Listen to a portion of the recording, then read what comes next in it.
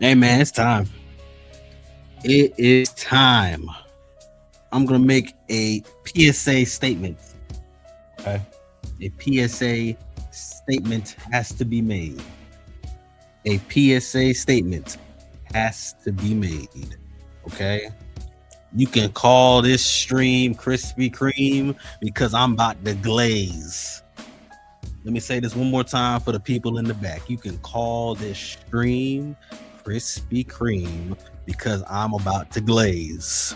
So, for those with poor hearts, poor eardrums, and poor eyesight, that includes you in the back.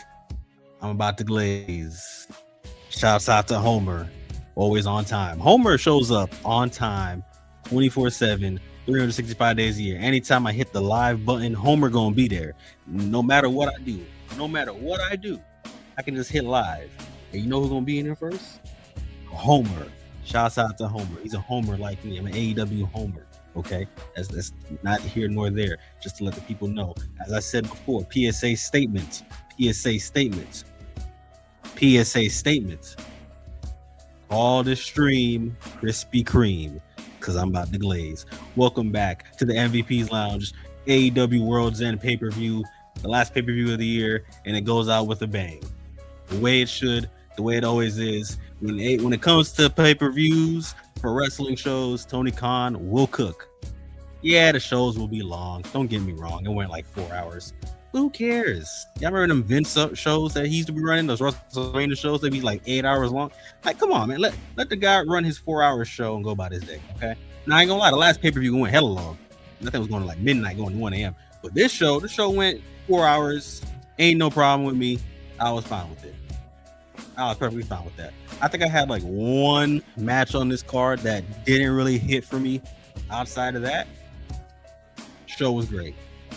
Show was great. How y'all doing? How y'all doing today? Y'all doing all right? Is y'all doing all right? I hope y'all doing all right. Hope everybody's good. Everybody's healthy. Everybody's chilling. Everybody had a good night of AEW content.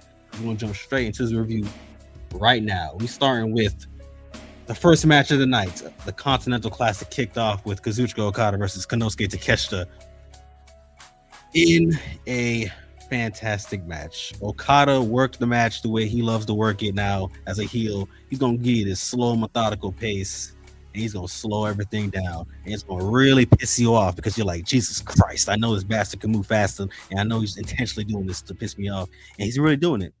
He really is doing it. And Takeshita, of course, he's going to give you a high-flying, high-speed, hard-hitting match that he always gives you.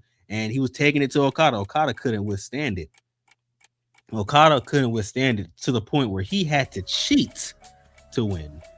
Can you believe it? Had to cheat. He digged into one of the turnbuckle pads. Now, keep in mind, I want to point this out. He digged into the turnbuckle pad, searched in it, found a screwdriver, and then he used it when the referee was distracted. He used it on Konosuke Takeshita.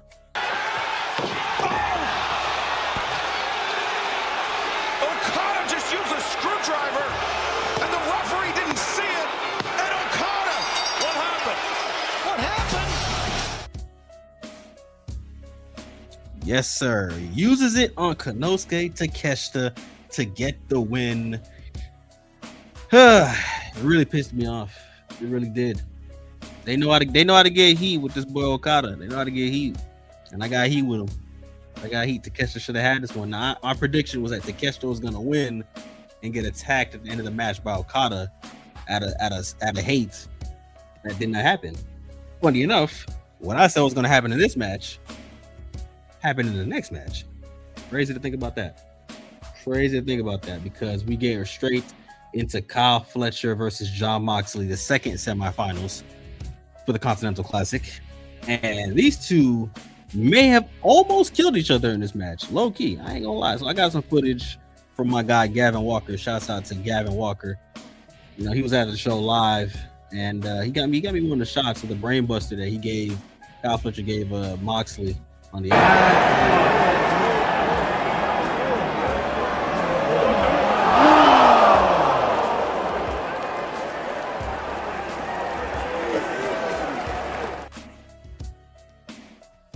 So I thought he nearly died there.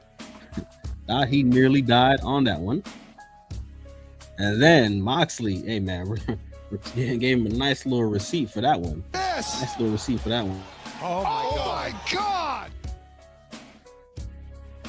Yo, I thought dude was cooked. I thought he was. I thought he was done for after that. I was like, Jesus Christ. Please don't die on us right now. But Kyle was working Moxley's leg the whole match because Moxley's leg was already hurt during the Continental Classic. So, of course, he slammed it in between some stairs and was working it, getting the single leg crabs, figure fours, every last leg lock you could think of, ankle locks. He was doing everything possible. Everything possible. And the crowd was behind Moxley like crazy. This man naturally just transitioned into a babyface over the course of this Continental Classic tournament to the finals. He just naturally just transitioned into a babyface seamlessly. It was nice. It was nice to witness. The people loved him. The crowd loved him. They were behind him. And once he finally got him in the choke, here's where my problem was in this match. Right here at the ending. He got him in the choke, right? Got him in this choke.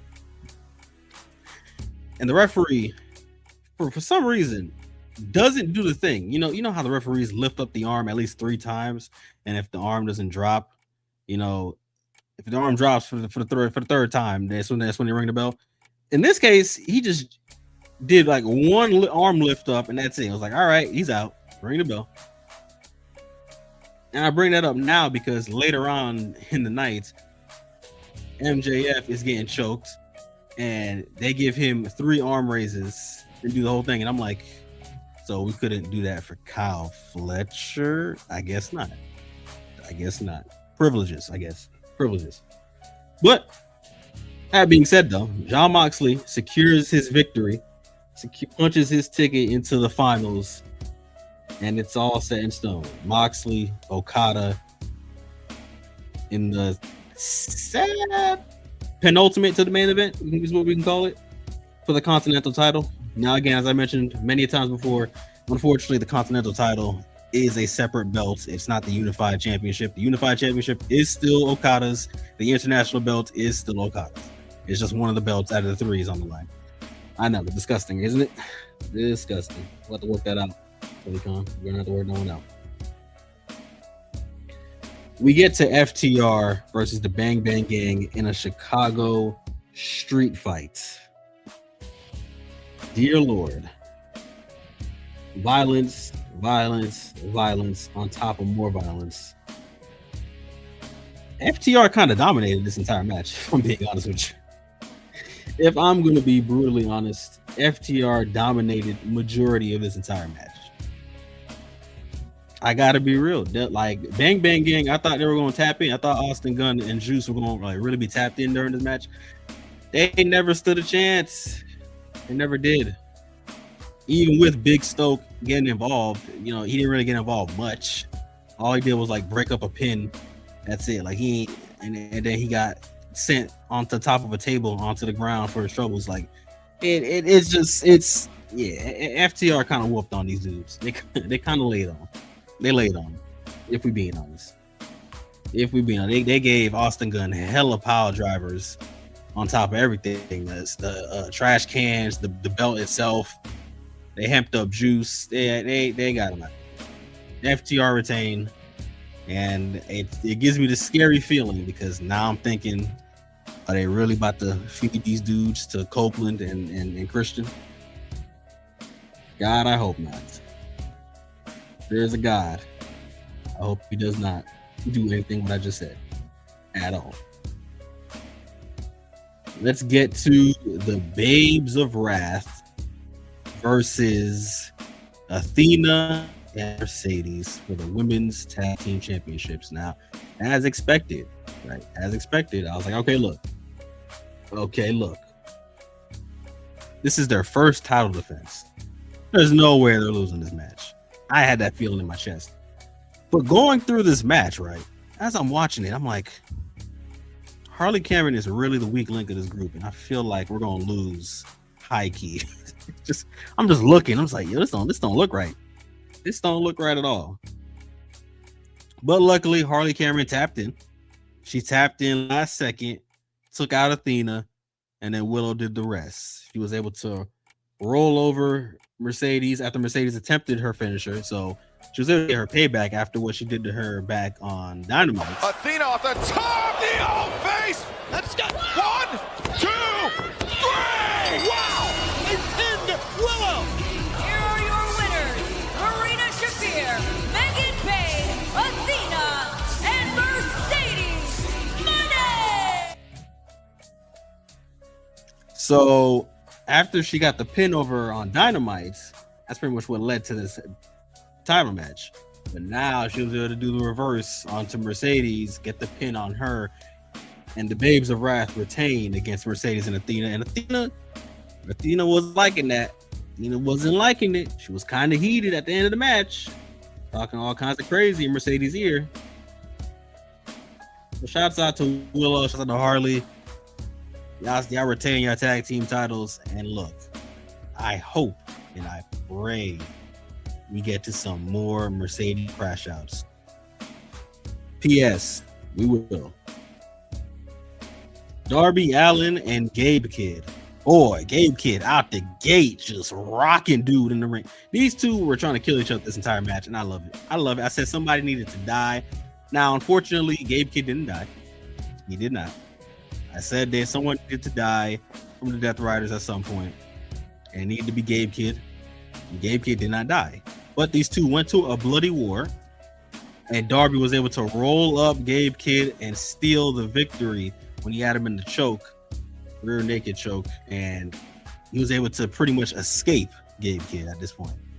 So I feel like there's another match on the way with this, which I'm fine with. I'm okay with having another match. I feel like this definitely could be another one. So maybe we give Darby a casket match that he actually can win.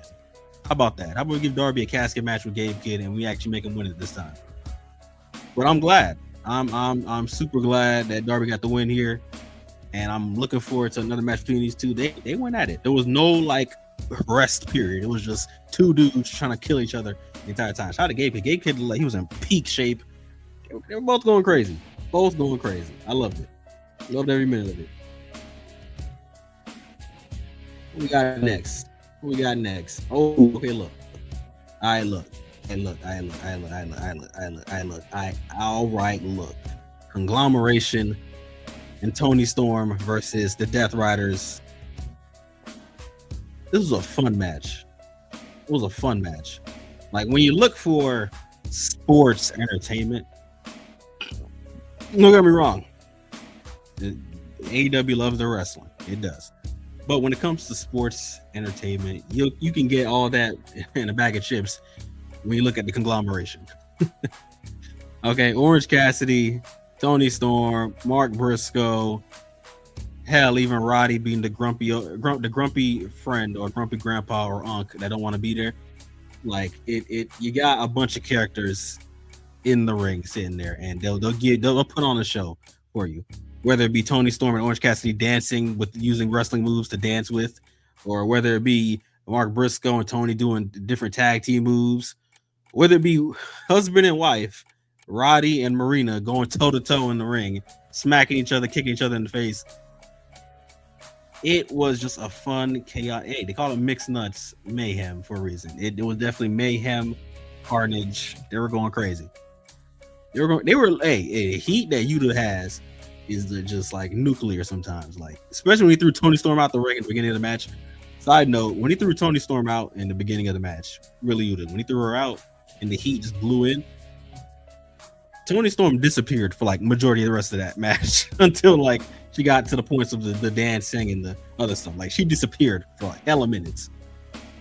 Regardless of the fact, they had fun. I had fun. Hopefully everybody else had fun watching it. It was a good match. And yeah, Mark Briscoe got the J Driller for the win. And Conglomeration got the dub. So it was fun. It was fun. They all got to embrace, have fun at the end. I liked it. Babes of Wrath also came out. Mina came out. It was a nice little celebration. It was nice. I enjoyed that. I enjoyed it. So, speaking of Mercedes and crashing out, right? So Mercedes, they went to go interview her after all the debacles that was going on. And she went into her dressing room. She was crashing out, throwing TVs, throwing glass, throwing everything around. And she called out Willow. And she wants to throw hands with Willow on New Year's Eve on Dynamite. She wants the hands. Said she's going to beat the F out of her. Hey. Let it happen. Hey, this is the hey. Look. If we really trying to like cause some more like PTSD for her, trying to really make her go down a spiral, I need Willow to call her out. I need Willow to pull up and be like, "Hey, twin, look, you want to throw hands? You want to really throw hands? Is that what you really want to do? Then why don't you put that TBS championship on the line?" Could you imagine? And then she loses it. Oh my God. Tony Khan, let it happen. Please let it happen. Please let it happen. But I love the crash out. Love the crash out from her. All right. Love that we can curse during shows, by the way. It's not having to hear it get bleeped out. Let's get to Stat Daddy versus Jamie Hayter. Chris Statlander, the AEW Women's Champion, versus Jamie Hayter. And let me tell you this, first and foremost, okay, this was probably their weakest match of the night. I'll be honest, that's just how I felt while watching it. It got better in like the quarterback end of this match. The quarterback end of this match going into the finish, the match got better. Okay, they picked it up a bit, and I liked the finish of the match. It was just that first half of this match, I was just like, ugh.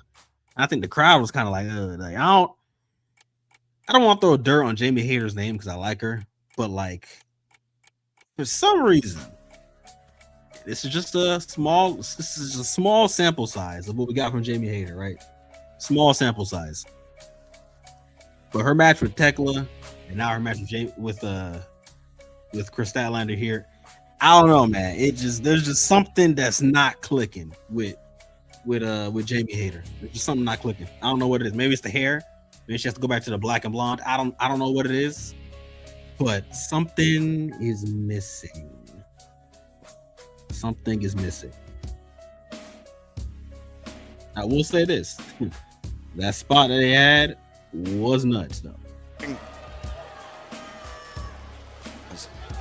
Oh my goodness! Chris!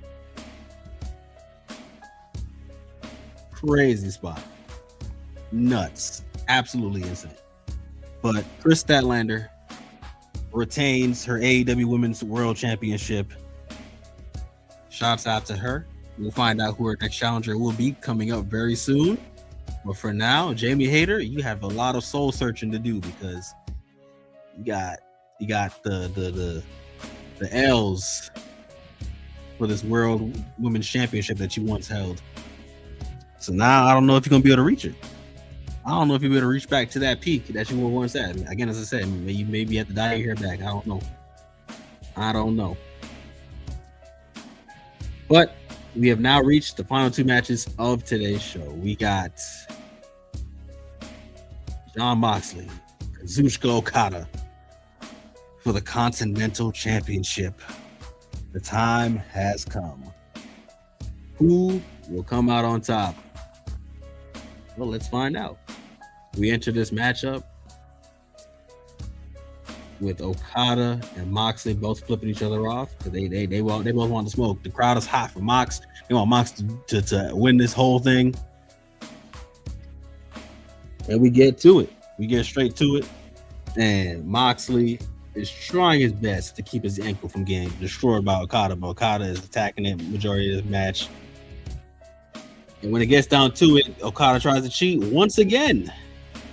Low blow to Mox, and then hits him with a Rainmaker. It's getting out of hand. Mox still kicks out. Tries to go for the Rainmaker again. Evades it. Mox gets him with the paradigm shift, and he's able to get the victory over on Okada. I was just thoroughly surprised by this.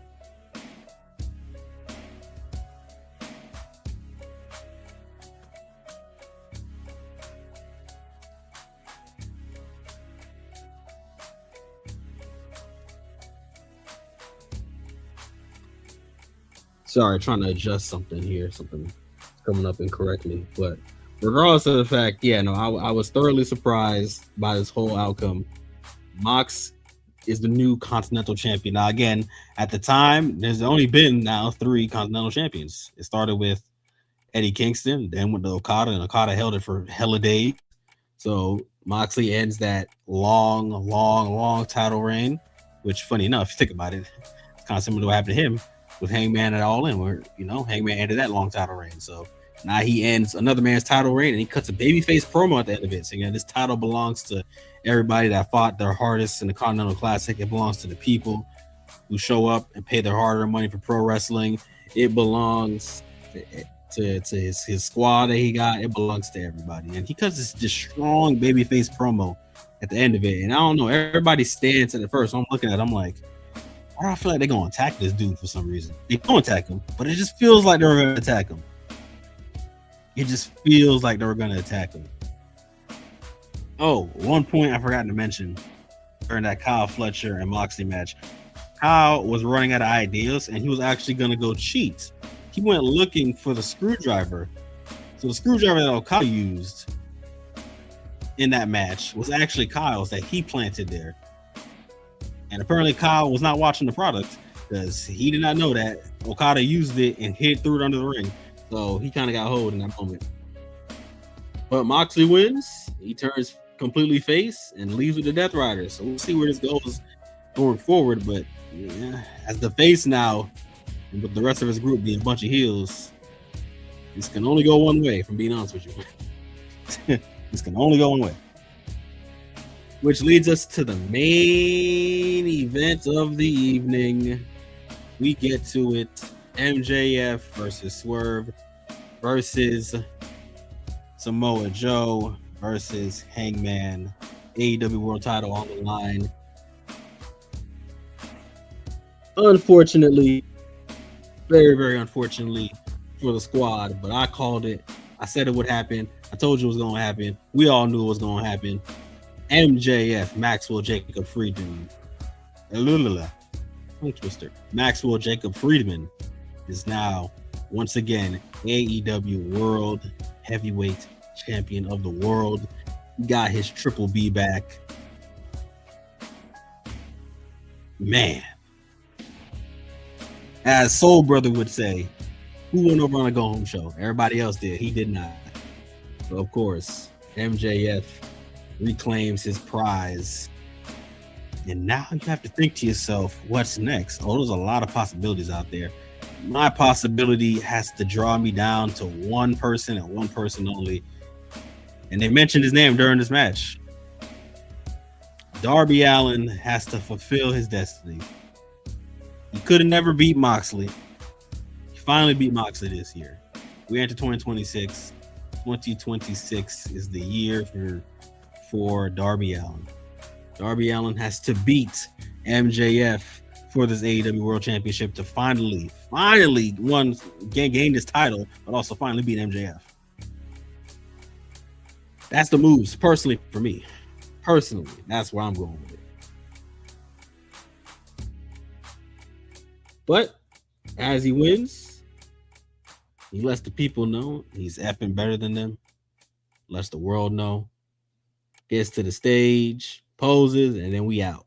Plain and simple, just like that.